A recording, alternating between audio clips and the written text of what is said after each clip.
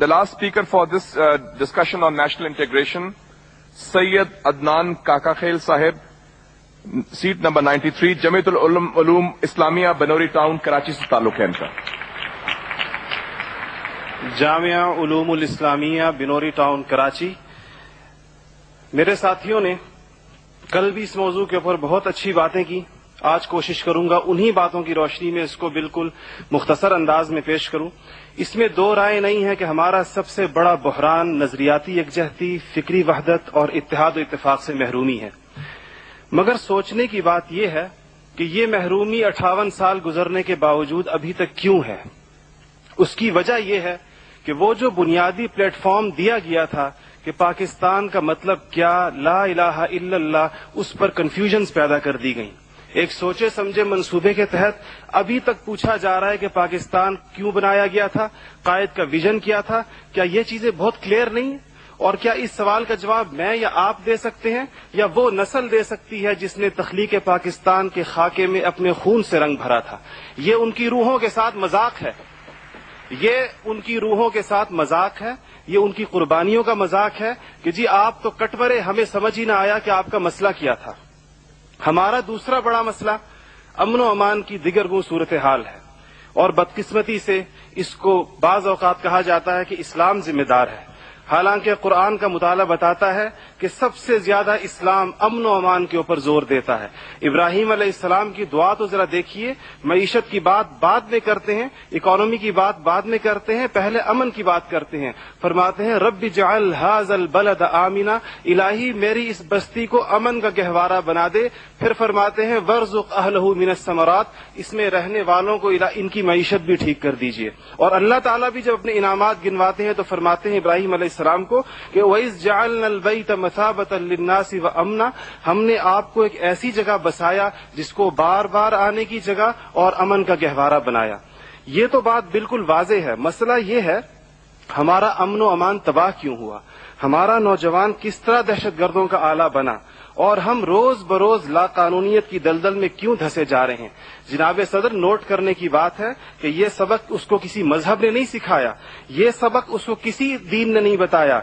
ये तबकाती तफरीक, इस्तेहसाली निजाम, टैलेंट की बेकदरी, तालीमी ढांचे का खोखलापन, बे इंतहा करप्शन और इख्तियारात की नाजायज इस्तेमाल वो खौफनाक मसाइल हैं जो नौजवान को इस तरफ लेकर गए हैं.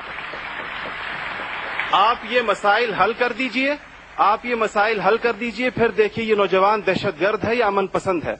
हमारा तीसरा सबसे बड़ा मसला जो इस वक्त बहुत अहमियत का हामिल है, जमहूरी रिवायात का फुकदान है. हम अभी तक हकीकी जमहूरी कल्चर और अवामी मैंडेट के एहतराम के माहौल को पैदा करने में नाकाम रहे हैं. टूटती बनती असम्बलियों, इंतखाबी धांधलियों और जनाब सदर अहम कौमी मसाइल में पार्लियामेंट को बाईपास करने की रिवायात ने अवाम का एतमाद मौजूदा पॉलिटिकल सिस्टम से उठा दिया है. इसके लिए हमें अपने उस पड़ोसी मुल्क से सबक सीखना चाहिए जहां से मुशाहिद साहब तशरीफ लाए हैं और आप अनकरीब जाने वाले हैं. उनकी और हमारी तारीख आजादी एक ही है. उनको और हमको हमें और उनको एक जितना वक्त मिला है, मगर उन्होंने अपने यहाँ जमहूरी अक़दार को इतना मजबूत कर दिया है कि हुकूमत कितनी नाकाम साबित क्यों ना हो जाए, कोई भी उस्ताद टूट पड़े, ये नहीं हो सकता कि फौज बैरकों से निकले इक़्तिदार में आकर बैठ जाए. इसी तरह जनाब सदर, मैं ये समझता हूं कि आज इस हॉल में लगी हुई कायद की तस्वीर आपसे पूछ रही है, आगे आप खड़े हुए हैं कि जनरल तुम तो सरहदों के रखवाले हो, तुमको ईवान इख्तिदार की राह किसने दिखाई है. और जनाब आला, हमारा तीसरा सबसे बड़ा मसला एलीट क्लास इकोनॉमी है. आपके आदादो शुमार के जादूगर कह रहे हैं कि मईशत तरक्की कर रही है, ज़र मुबादला के ज़खायर बढ़ रहे हैं, कर्जे कम हो गए हैं, कशकोल टूट गई है. आप बार बार कहते हैं पहले हम मांगने जाते थे, अब हम देने जाते हैं. और अवाम हैरान है कि खुदाया क्या माजरा है. मईशत तरक्की कर रही है, गरीब का चूल्हा बुझ रहा है, ज़र मुबादला के ज़खायर बढ़ रहे हैं, पेट्रोल की कीमतें आसमान से बातें कर रही हैं, रुपए रुपए की कीमत डी वैल्यू होते होते कहाँ आ खड़ी हुई है। और इसके बाद एक और बात जनाब सदर, आपने कहा कि बसंत मनाने से कुछ नहीं होता, इस्लाम तफरीह से हरगिज मना नहीं करता बल्कि सेहतमंद तफरीह की हौसला अफजाई करता है। मगर खुदारा महरूमों लाचारों की आरजुओं के मजार पर धमा चौकड़ी न मचाई जाए। देखें, इस्लाम ये कहता है अगर एक घर के अंदर एक अजीब तासुर है, ठीक है, लोग इनफरादी तौर पे पतंग उड़ाएं, कोई इसको हराम नहीं कहता, मगर जब एक गरीब देखता है कि मेरे पेट में रोटी नहीं, मेरा सदर पतंगबाजी कर रहा है, तो वो यूं समझता है कि हमारे दरमियान कोई गैप है। आप बिल्कुल वो समझता है। गरीब कहता है कि मैं, गरीब देखता है, गरीब आपको उसके एहसासात का बिल्कुल इस तरह लगता है एक घर के अंदर मैयत पड़ी हो और आप दूसरे घर के अंदर ड्रम बजाएं कि मैं तो आजाद हूं, गम तो तुम्हारा है मेरा नहीं है। तो इसको कोई भी इसकी इजाजत नहीं देगा, कोई भी मजहब कहेगा कि नहीं, उसका एहसास कीजिए, उसके अश्कशोई करें, उसको सीने से लगाइए। इसके अलावा जनाब सदर, एक बहुत अहम बात जो हम महसूस करते हैं कि बाज मसाइल आपके लहजे की करख्ती की वजह से खराब होते हैं। आप बलोचिस्तान के अवाम से कहते हैं तुम्हें हम वहां से हिट करेंगे, तुम्हें पता ही नहीं चलेगा हमने तुम्हें कहां से हिट किया है। ये चीजें आप कौम के बड़े हैं, आप कौम के बड़े हैं, आपको बिल्कुल कौम से इस अंदाज में गुफ्तगू करनी चाहिए जिस तरह आप अपने बेटे बिलाल से गुफ्तगू करते हैं। आपको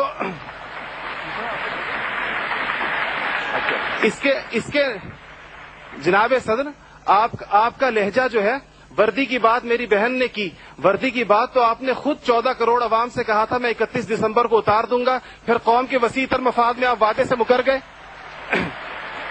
थैंक यू जी, शुक्रिया, मेहरबानी, थैंक यू। आपका टाइम हो गया हो जी।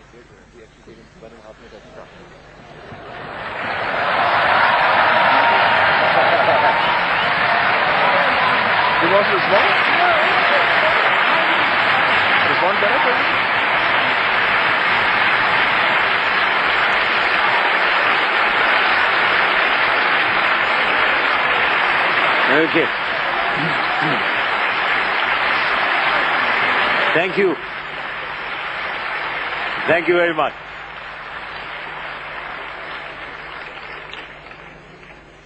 ये इन मेहमान की क्या कहा